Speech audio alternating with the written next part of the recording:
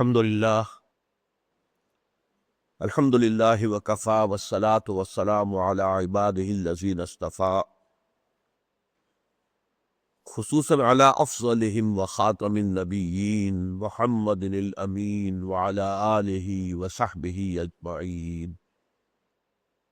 اما بعد فقد قال اللہ تبارک وتعالی کما ورد فی سورۃ الحدید: اعوذ باللہ من الشیطان الرجیم، بسم اللہ الرحمن الرحیم۔ اعلموا ان اللہ یحیی الارض بعد موتها قد بینا لکم الآیات لعلکم تعقلون۔ ان المصدقین والمصدقات واقرضوا اللہ قرضا حسنا یضاعف لهم ولهم اجر کریم۔ والذین آمنوا باللہ ورسلہ اولئک هم الصدیقون والشہداء عند ربہم لهم اجرهم ونورهم، والذین کفروا وکذبوا بآیاتنا اولئک اصحاب الجحیم۔ صدق اللہ العظیم۔ رب اشرح لی صدری ویسر لی امری واحلل عقدۃ من لسانی یفقہوا قولی۔ اللہم ربنا الہمنا رشدنا واعذنا من شرور انفسنا، اللہم ارنا الحق حقا وارزقنا اتباعہ وارنا الباطل باطلا وارزقنا اجتنابہ، آمین یا رب العالمین۔ سورہ حدید کی ہم اس وقت تک 16 آیات کا مطالعہ کر چکے ہیں۔ 16ویں آیت ایک چونکانے والے انداز پر مشتمل تھی۔ اگر کوئی بندہ مومن ان آیات کی روشنی میں، 15 آیات کی روشنی میں کہ جو پہلے گزر چکی، متنبہ ہو جائے اور وہ اپنے باطن پر میں جھانکنے پر آمادہ ہو جائے اور محسوس کرے کہ دل کی دنیا تو ویران ہے، وہاں ایمان اور یقین کی روشنی تو موجود نہیں ہے، اب بجائے اس کے کہ وہ مایوس ہو، جو اصلاح کا اور تعلیم و تربیت کا اصول ہے کہ جو طالب ہے اس کو مایوس نہ ہونے دیا جائے بلکہ اس کی دلجوئی کی جائے، اسے بتایا جائے کہ ابھی اصلاح کا راستہ کھلا ہے۔ لہٰذا یہ جو 3 آیات میں نے آج تلاوت کی ہے، ان میں ایک تو وہ دلجوئی ہے، تشفی ہے، تسلی ہے، بجائے اس کے کہ مایوس ہو جاؤ، لا تقنطوا من رحمۃ اللہ، اللہ کی رحمت سے مایوس نہ ہو، لا تقنطوا من رحمۃ اللہ، اللہ کی رحمت سے مایوس نہ ہو، جو بھی کمی نظر آ رہی ہے اس کی تلافی کی کوشش کرو۔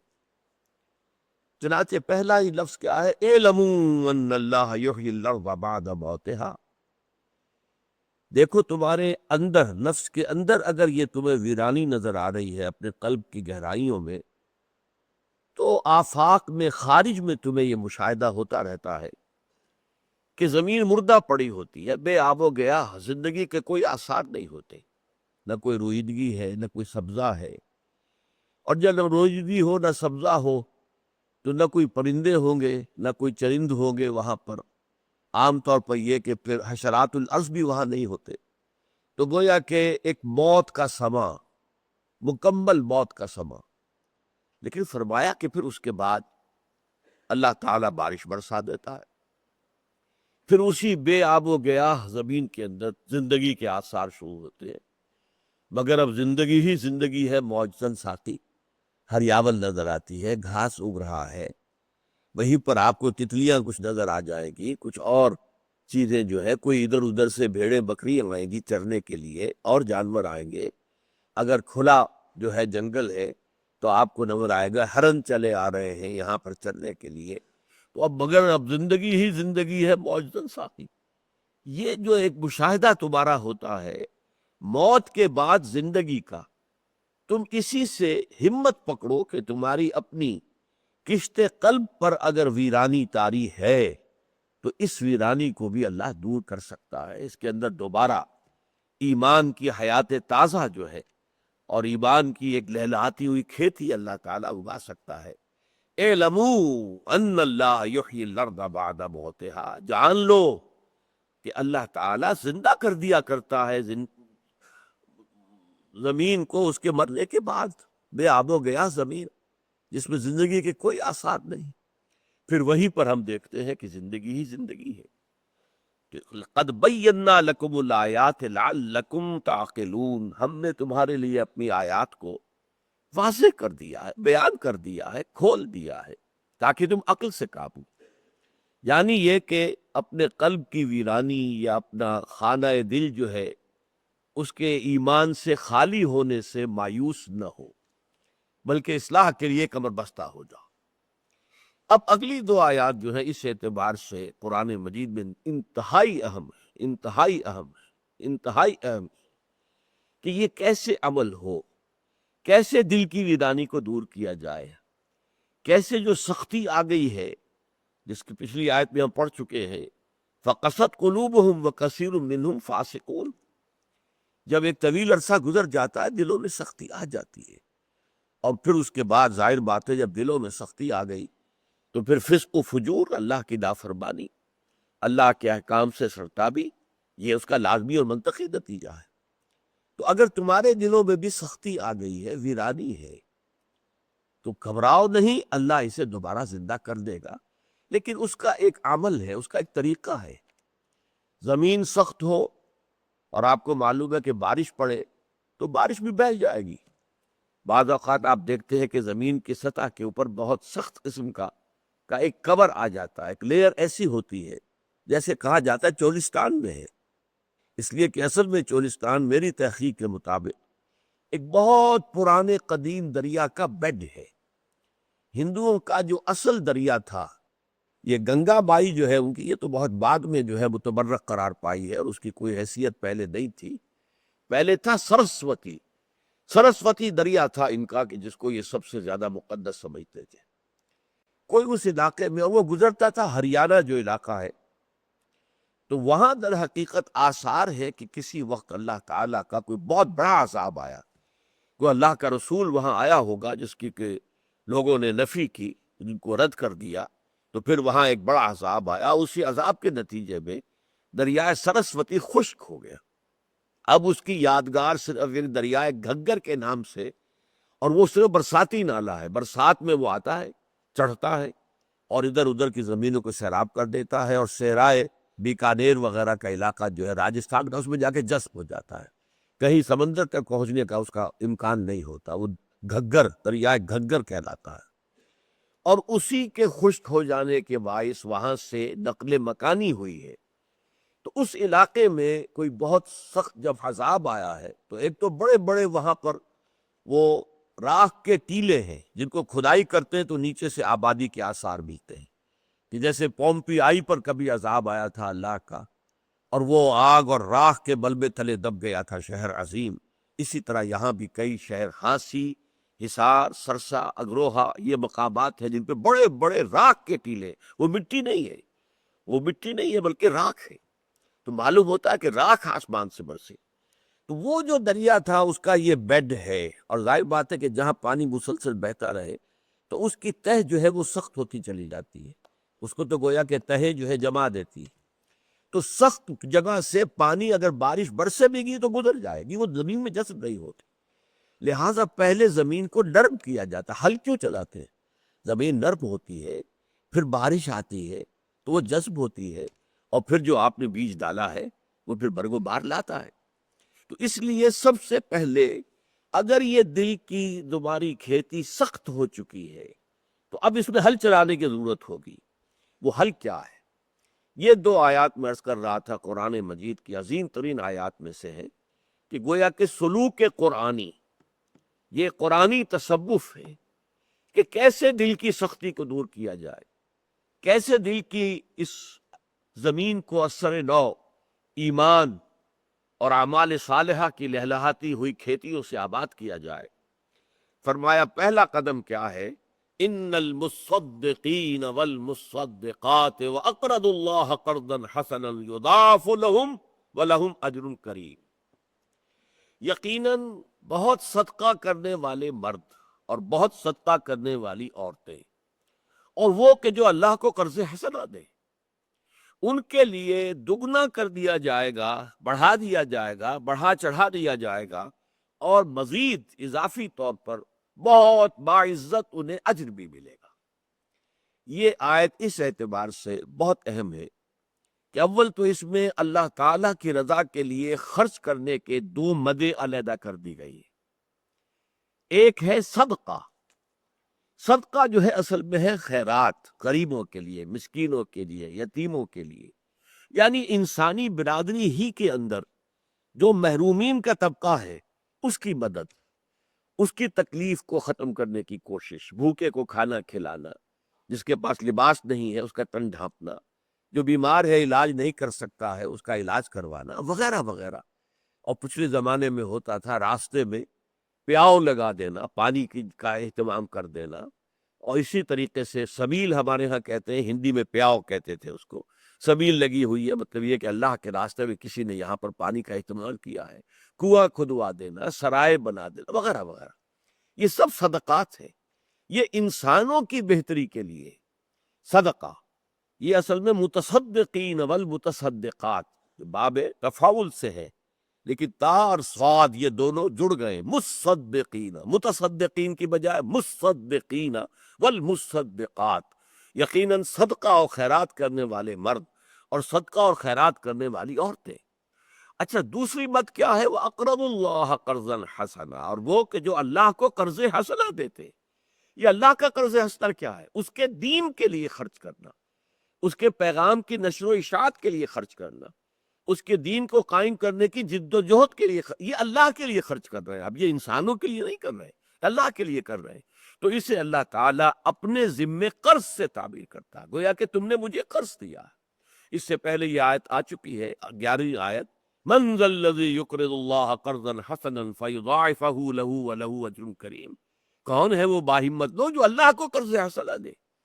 تو وہ لوگ کہ جو پھر اللہ کے دین کے لیے، اس کے نشر و اشاعت کے لیے، اس کی تبلیغ کے لیے، اس کو دنیا تک عام کرنے کے لیے، اس کے پیغام کو پھر کسی جگہ اس کو قائم کرنے کے لیے اس کی جد و جہد میں پیسہ خرچ کرتے ہیں،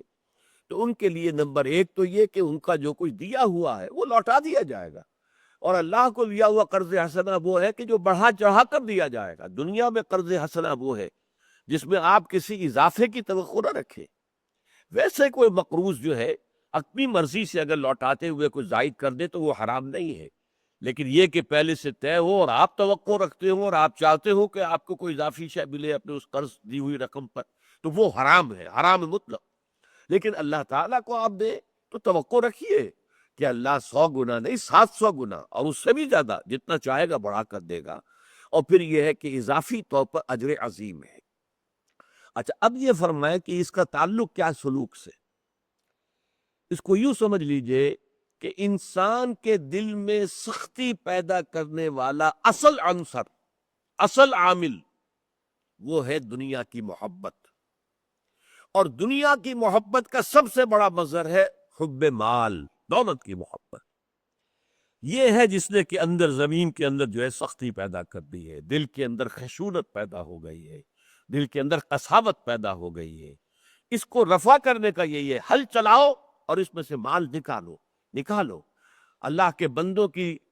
اذیتوں کو ختم کرنے کے لیے، تکلیفوں کو رفع کرنے کے لیے، ان کی مشکلات کو رفع کرنے کے لیے خرچ کرو، اللہ کے دین کے لیے خرچ کرو۔ جتنا اس میں سے مال نکالو گے اتنی ہی گویا کہ امپیورٹیز جو ہے تمہارے اس دل کی زمین میں سے نکل کر باہر ہو جائیں گی، اور اس کے بعد ایمان کا بوجھ اگر اس میں بیج ڈالو گے، وہ ایمان کا بیج جو ہے وہ پھر پوری طرح برگو بار لائے گا۔ زمین سخت تھی، بارش بھی پڑی لیکن وہ چلی گئی، قرآن بھی سنا لیکن اس کا کوئی اثر نہیں ہوا، اس لیے کہ دل اندر سے سخت ہے۔ اس کے بعد یہ ہے کہ کچھ آدمی چاہتا بھی ہے کہ ایمان مجھے حاصل ہو جائے، تو کیسے حاصل ہو جائے گا؟ اندر تو وہ دولت کی ہوس اور دولت کی کشش اور دولت کی محبت نے قبضہ جمایا ہوا ہے، تو دل میں تو ظاہر بات ہے کہ ایک ہی شے رہ سکے گی، یا اللہ کی محبت یا دنیا کی محبت۔ یہ دونوں بیک وقت نہیں رہ سکتی۔ ہاں، اللہ کی محبت اوپر ہو، اس کے نیچے انسان دنیا میں بھی محنت کرتا ہے، حلال کمائی کے لیے بھاگ دوڑ کرتا ہے، وہ جائز ہے۔ اللہ کی محبت بالا ترین ہو تو پھر اولاد کی بھی محبت ہو، کوئی حرج نہیں ہے، والدین سے محبت ہو، بہت ہی اچھی بات ہے، بڑی نیکی کا کام ہے، شوہر اور بیوی میں محبت ہو، بہت اچھی بات ہے، مطلوب شے ہے، لیکن یہ کہ اللہ کی محبت اور اللہ کا یقین اور ایمان بالا ترین ہو جائے، جب تک یہ شکل نہیں ہوگی اور ساری محبتیں اس کے نیچے ہو جائیں، قل ان کان آباؤکم وابناؤکم واخوانکم وازواجکم وعشیرتکم واموال اقترفتموها وتجارۃ تخشون کسادها ومساکن ترضونها احب الیکم من اللہ ورسولہ وجہاد فی سبیلہ فتربصوا حتی یاتی اللہ بامرہ واللہ لا یہدی القوم الفاسقین۔ اے نبی ان سے کہہ دیجئے اگر ہوں تمہیں اپنے باپ اور بیٹے اور بھائی اور بیویاں یا اور شوہر اور رشتہ دار اور وہ مال جو تم نے بڑی محنت سے کما کر جمع کیے ہیں اور وہ کاروبار جو بڑی محنت سے جمائے ہیں اور ان کی کساد کا اس میں تمہیں جو ہے سرد بازاری کا جو ہے اندیشہ رہتا ہے، خوف لاحق ہوتا ہے، اور پھر وہ مکان، وہ حویلیاں، وہ کوٹھیاں، وہ محل جو تم نے بنائے ہیں جو تمہیں بڑے محبوب ہیں، اگر ان 8 چیزوں کی محبت اللہ کی محبت سے، اللہ کے رسول کی محبت سے، اللہ کی راہ میں جہاد کرنے کی محبت سے اگر یہ چیزیں بالا تر ہے تو جاؤ، دفع ہو جاؤ، بیٹھو وہاں، انتظار کرو اللہ کے فیصلے کا، یہاں تک کہ اللہ کا حکم آ جائے، اور اللہ ایسے ناہنجاروں کو، ایسے فاسقوں کو ہدایت نہیں دیتا۔ تو یہ ہے مال کی محبت دل سے نکلے گی۔ اور ایک اور مقام پر آیا ہے سورہ بلد میں، فلقتحم العقبہ، یہ انسان جو ہے یہ گھاٹی کو عبور نہیں کر پایا، جیسے یہ ہے کہ ایک پہاڑی سفر آپ کر رہے ہیں، اس میں ایک بڑی تنگ گھاٹی آ گئی ہے، اس کے بعد پھر کھلی وادی آ جاتی ہے، لیکن تنگ گھاٹی میں سے گزرنا ذرا کار دارت ہو، تو وہ گھاٹی کا تصور دیا، فلقتحم العقبہ، یہ انسان گھاٹی کو عبور نہیں کر سکا، عبور کر جاتا تو آگے کھلا راستہ تھا، وہ گھاٹی ہی میں پھنس کر رہ گیا، فلقتحم العقبہ وما ادراک ما العقبہ، جانتے ہو یہ گھاٹی کیا ہے؟ فک رقبۃ، کسی گردن کا چھڑا دینا، وہ غلام ہے اسے اپنے پیسے سے خریدا اور آزاد کر دیا، فک رقبۃ او اطعام، اور فی یوم ذی مسغبۃ، کھانا کھلانا تنگ دستی کے دنوں میں، جبکہ خود آپ کو لالے پڑے ہوئے ہوں، آپ کا راشن ختم ہو رہا ہے، آپ کو نظر آ رہا ہے، اور قحط کا عالم ہے، اس عالم میں بھی اگر آپ دوسروں کو کھانا کھلاتے ہیں، یتیمن ذا مقربۃ او مسکینا ذا متربہ، اس یتیم کو جو قرابت دار بھی ہے یا اس مسکین کو جو خاک میں رل رہا ہے، یہ ہے گھاٹی، اس گھاٹی کو اگر عبور کر جائے، ثم کان من الذین آمنوا وتواصوا بالصبر وتواصوا بالمرحمہ، پھر وہ شامل ہو جائے ان لوگوں میں جو ایمان لائے اور جنہوں نے ایک دوسرے کو انسان کے ساتھ ہمدردی کا سبق بھی دیا اور صبر کی تلقین بھی کی۔ یہ سما بہت اہم ہے، یوں سمجھیے کہ جیسے گاڑی کا معاملہ ہے کہ گاڑی کا بریک لگا ہوا ہے، آپ نے انجن آن کر دیا، اب آپ ایکسلریٹر کو دبا رہے ہیں تو گاڑی تو نہیں چلے گی، بریک لگا ہوا ہے بھائی، کتنا ہی آپ ایکسلریٹر دبائیں، کتنا ہی انجن کے اندر جو ہے وہ تیل جا رہا ہے، لیکن نہیں، گاڑی نہیں چلے گی، بریک لگا ہوا، بریک کھولو پہلے، یہ بریک ہے جو تمہارے دلوں کے اندر لگا ہوا، مال کی محبت، دنیا کی محبت، یہ بریک ہے، یہ تمہیں اس راستے پر آگے بڑھنے نہیں دے گا جب تک کہ یہ بریک نہ کھلے۔ تو ان المصدقین والمصدقات واقرضوا اللہ قرضا حسنا یضاعف لهم ولهم اجر کریم والذین آمنوا باللہ ورسلہ۔ اب یہاں پر اگرچہ واو آیا ہے لیکن یہ واو یہاں سما کے معنی میں ہے، جیسے کہ میں نے آپ کو بتایا سورہ بلد کا، فلقتحم العقبہ وما ادراک ما العقبہ فک رقبۃ او اطعام فی یوم ذی مسغبۃ یتیما ذا مقربۃ او مسکینا ذا متربہ ثم کان من الذین آمنوا وتواصوا بالصبر وتواصوا بالمرحمہ۔ تو یہاں واو جو ہے سما کے معنی دے رہا ہے، پھر وہ ایمان لائے، انہوں نے تجدید ایمان کی، والذین آمنوا باللہ ورسلہ، اور اس کے رسولوں پر، اس لیے کہ یہ قاعدہ کلیہ بیان ہو رہا ہے، ہمیشہ سے سلوک جو ہے اللہ کی طرف سے جو دیا ہوا سلوک ہے، انسان کو اپنے دل کے اندر ایک نئی زندگی، حیات تازہ، ایمان اور اعمال صالحہ سے اپنی سیرت کو دوبارہ جو ہے استوار کرنے کا طریقہ ہمیشہ یہی ہے۔ مال کی محبت کو جو علامت ہے، سمبل ہے سب سے بڑی جو دنیا کی محبت کی، اس کو آپ اپنے دل سے کھرچ کر نکالے۔ ضرورت کے تحت انسان جو ہے بھاگ دوڑ کرتا ہے اپنے اپنے اہل و عیال کے لیے، وہ اس میں کوئی حرج، مال محبوب نہ ہو۔ جیسے ہم کہتے ہیں بازار سے گزرا ہوں، خریدار نہیں ہوں۔ مال جو ہے استعمال کرنے میں متاع الحیات دنیا، دنیا کی زندگی کا سامان ہے بس، لیکن اس کی محبت دل میں ڈیرا نہ ڈال لے۔ اور کہیں محبت اتنی ہو جائے کہ اللہ اور اس کے رسول سے، اللہ کے نام جہاد سے آگے آ گئی، پھر تو بربادی ہو گئی، تباہی ہو گئی، پھر نفاق ہے۔ یہ ہم آیت پڑھ چکے ہیں، وَلَٰكِنَّكُمْ فَتَنْتُمْ أَنفُسَكُمْ وَتَرَبَّصْتُمْ وَارْتَبْتُمْ وَغَرَّتْكُمُ الْأَمَانِي حَتَّىٰ جَاءَ أَمْرُ اللَّهِ وَغَرَّكُمْ بِاللَّهِ الْغَرُورُ۔ تو فرمایا وَالَّذِينَ آمَنُوا بِاللَّهِ وَرُسُلِهِ أُولَٰئِكَ هُمُ الصِّدِّيقُونَ وَالشُّهَدَاءُ عِندَ رَبِّهِمْ۔ یہی لوگ ہوں گے کہ جو ہوں گے صدیق بھی اور شہید بھی اپنے رب کے نزدیک۔ ان دو الفاظ صدیق اور شہید پر میں اس وقت گفتگو نہیں کر رہا، اس کو میں اگلی نشست کے لیے پوسٹ پون کر رہا ہوں، اس لیے کہ یہ ایک بہت حکیم حکمت قرآنی کا بہت اہم خزانہ ہے، اور اس پر واقعہ یہ ہے کہ میرے معلومات کی حد تک مفسرین نے توجہ نہیں کی ہے، حالانکہ یہ فلسفہ اور حکمت قرآنی کا، اور خاص طور پر جدید سائیکالوجی کی روشنی میں ان الفاظ کو سمجھنا بہت اہم ہے۔ لہذا ابھی صرف یہ سمجھ لیجئے کہ اگر انسان اپنے دل کے اندر لگا ہوا بریک کھول دے اور پھر ایکسلریشن کرے، گاڑی کو دے، ایکسلریٹر کو دبائے، یعنی ایمان کو اگر اب آگے وہ جو ہے اس کی آبیاری کی جائے، تو پھر انسان صدیقیت اور شہادت کے مراتب عالیہ پر فائز ہو سکتا ہے۔ یہ دو عظیم مراتب عالیہ ہیں دینی اعتبار سے، جن کے بارے میں گفتگو بعد میں ہوگی۔ لیکن اس کے برعکس لہم اجرہم نورہم، ان کے لیے ان کا اجر بھی ہوگا، یہ صدیق اور شہداء جو ہے ان کا اجر بھی ہوگا، بدلہ ملے گا، ونورہم، اور وہ نور ملے گا جس کا ذکر پہلے آ چکا ہے۔ یوم تری المؤمنین والمؤمنات یسعی نورہم بین ایدیہم وبایمانہم بشراکم الیوم جنات تجری من تحتہا الانہار، یہ آیت ہم پڑھ چکے ہیں۔ یہ نور جو ملے گا میدان حشر میں، جبکہ ہم اس مرحلے سے گزر رہے ہوں گے جسے ہم پل صراط سے تعبیر کرتے ہیں، تو وہ نور اس سے بھی وجود میں آئے گا کہ اگر آپ نے ان المصدقین والمصدقات واقرضوا اللہ قرضا حسنا پر عمل کرتے ہوئے اپنے دل کے اندر سے مال کی محبت کو نکال دیا، مال کو متاع سمجھا، ضرورت کی چیز ہے، استعمال کی چیز ہے، محبوب شے نہ ہو، اور خاص طور پر اگر کسی درجے میں محبت ہو بھی تو اللہ اور اس کے رسول اور اللہ کی راہ میں جہاد کی محبت سے نیچے نیچے رہے، تب تک تو عافیت ہے۔ لیکن اگر کہیں زیادہ ہو گئی تو پھر منافقت کا راستہ کھلا ہوا ہے، پھر تو شاہراہ جو ہے منافقت کی ہے، اس پر آپ بکتٹ جو ہے دوڑتے چلے جائیں گے۔ تو جو لوگ اس طریقے سے اپنے دل کے اندر لگے ہوئے بریک کو کھول چکے ہو، اور پھر وہ والذین آمنوا باللہ ورسلہ، وہ ایمان لائے اللہ پر اور اس کے رسولوں پر، اولئک هم الصدیقون والشہداء، وہی تو ہے پھر جو صدیقیت کے مرتبہ اعلیٰ ترین مرتبہ جو ہے نبوت کے بعد وہ صدیقیت ہے، اس کے بعد پھر شہادت کا مرتبہ ہے۔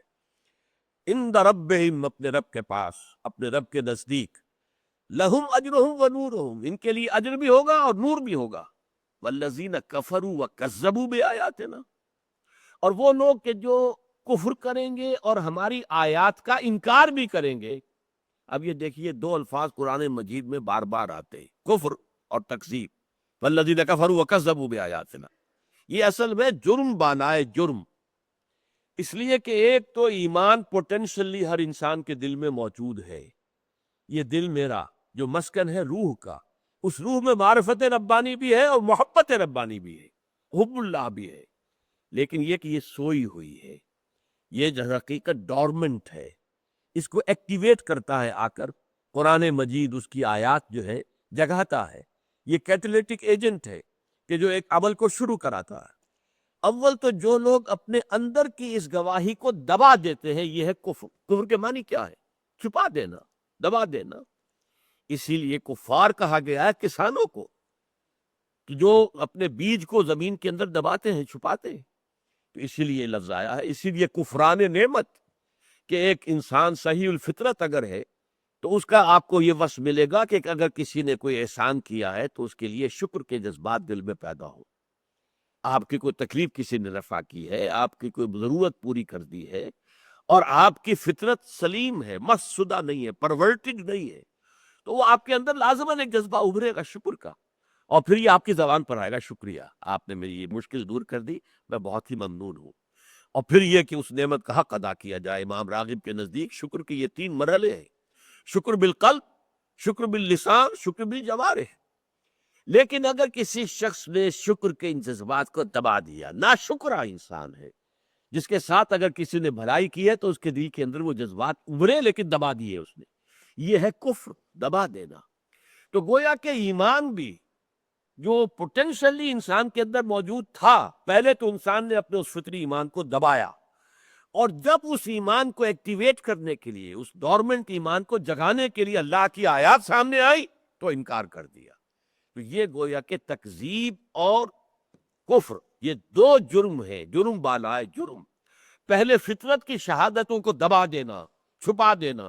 اور پھر جب وہ نور اللہ کا آیات قرآنیہ کی شکل میں سامنے آیا تو اس کی تکذیب کر دینا، نہیں یہ اللہ کا کلام نہیں ہے، یہ تو پرانی کہانیاں چلی آ رہی ہیں، یہ تو در حقیقت اگلوں سے سنی سنائی باتیں ہیں، اس کے سوا کچھ نہیں ہے، یہ شاعری ہے۔ ہاں بڑی اچھی شاعری ہے، اس میں کوئی شک نہیں، یہ تکذیب آیات ہے۔ والذین کفروا وکذبوا بآیاتنا، اور وہ لوگ جنہوں نے اپنی فطرت کی گواہیوں کو دبایا اور ہماری آیات کو جھٹلایا، اولئک اصحاب الجحیم، یہ تو ہے پھر جہنم والے، آگ والے، یہ ہے کہ جن کا ہمیشہ ہمیش کے لیے مقام جو ہے وہ جہنم ہوگا۔ بارک اللہ لی ولکم فی القرآن العظیم ونفعنی وإیاکم بالآیات والذکر الحکیم۔